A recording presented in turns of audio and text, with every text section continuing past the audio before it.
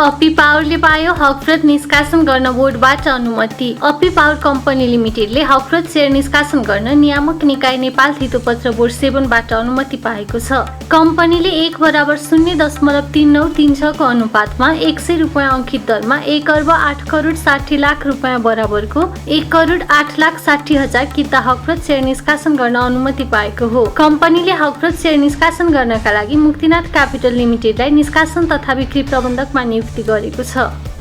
NIC Asia बैंकले डाक्यो साधारण सभा चैत 8 गते book close. NIC Asia bank लिमिटेडले वार्षिक साधारण सभा आह्वान गरेको छ। बैंकको हिजो फागुन 26 गते बिहीबार बसेको सञ्चालक समितिको बैठकले गरेको निर्णय अनुसार बैंकको 24औं वार्षिक साधारण सभा चैत 20 गते आइतबार भद्रकाली स्थित आर्मी अफिसर्स क्लबमा बिहान 9 बजेदेखि सुरु हुनेछ। सभाले संस्थापक समूहबाट 3 जना र सर्वसाधारण समूहबाट 3 जना गरी 6 जना सञ्चालकको चयन गर्ने, बैंकको प्रबन्ध पत्र र नियमावलीमा समसामयिक संशोधन वा थप गर्ने, गत आर्थिक वर्षको वार्षिक प्रतिवेदन, लेखा परीक्षक प्रतिवेदन लगायतका महत्त्वपूर्ण दस्तावेजहरू छलफल गरी पारित गर्नेछ। बैंकले वार्षिक साधारण सभा प्रयोजनका लागि चैत 8 गतेदेखि चैत 20 गतेसम्म बुक क्लोज गर्ने निर्णय गरेको छ। त्यसैले चैत 7 गतेसम्म नेपाल स्टक एक्सचेन्ज नेप्सेमा कारोबार भई कायम भएका शेयर धनीहरूले मात्र बैंकको साधारण सभामा भाग लिन सक्नेछन्। बलिफी हाइड्रो पावरको आइपिओका सबै आवेदकले न्यूनतम 150 किता शेयर पाउने। बलिफी हाइड्रो पावर कम्पनी लिमिटेडले माघ 27 गते बिहीबारदेखि आयोजना प्रभावित स्थानीय बासिन्दाहरूका लागि निष्कासन गरेको साधारण शेयर आइपिओ बिहीबार बन्द भएको छ।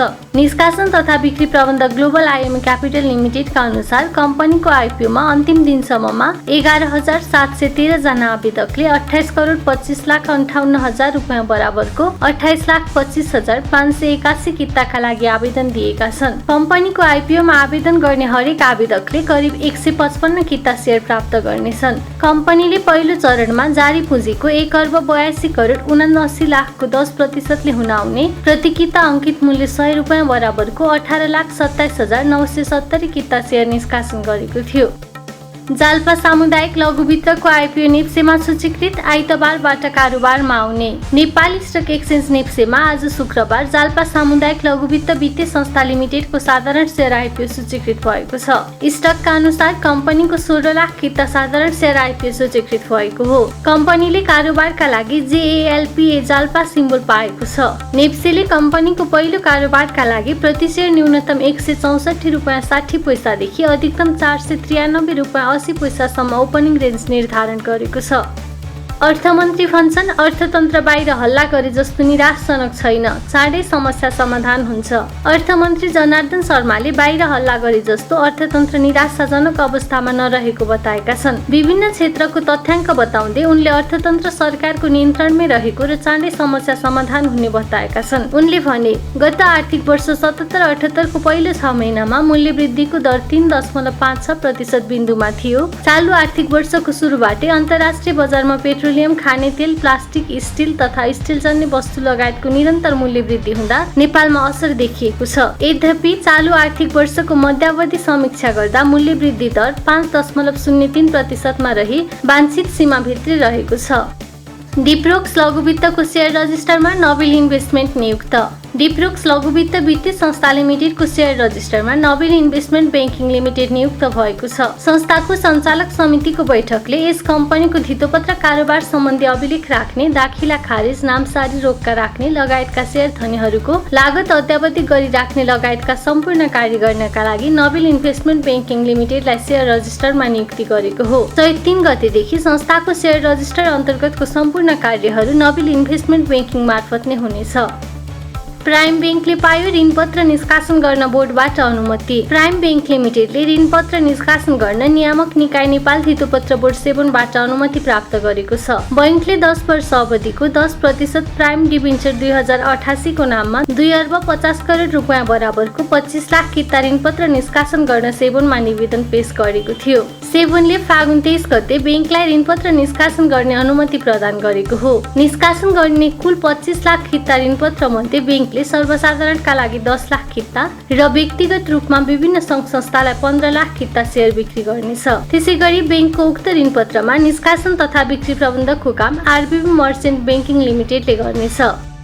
600ले बढ्यो सुनको भाव, 10 रुपैयाँले बढ्यो चाँदी। शुक्रबार सुनको मूल्य तोलामा 600 रुपैयाँले बढेर प्रति तोला 1,02,600 रुपैयाँ कायम भएको छ। यस दिन चाँदीको मूल्य पनि तोलामा 10 रुपैयाँले बढेर प्रति तोला 1,415 रुपैयाँमा कारोबार भएको नेपाल सुन चाँदी व्यवसायी महासंघले जनाएको छ। आजको बुलेटिनको अन्त्य लगानीकर्ता शर्मिला खनालको यस भनाइबाट। एसएलसी दिए पश्चात चाहिँ हामीले चाहिँ 11-12बाटै एसएलसी दिएरै हामीले डिमेट अकाउन्ट खोलेर आइपिओ मात्रै भर्दै गयो भने पनि त्यो राम्रो हो हैन। अब मुस्किलले वर्षमा 2-3 वटा आइपिओ मात्रै पर्यो भने पनि त राम्रो इन्कम हुन्छ नि त आइपिओबाट त। जब हामीले 10 किताबको 1000 रुपैयाँले त भर्ने हो आइपिओ भनेको। अनि सेकेन्डरी मार्केटमा प्रवेश गर्नलाई पनि खासै जोखिम चाहिँ छैन, तर अध्ययन चाहिँ गर्नुपर्छ हामीले हैन।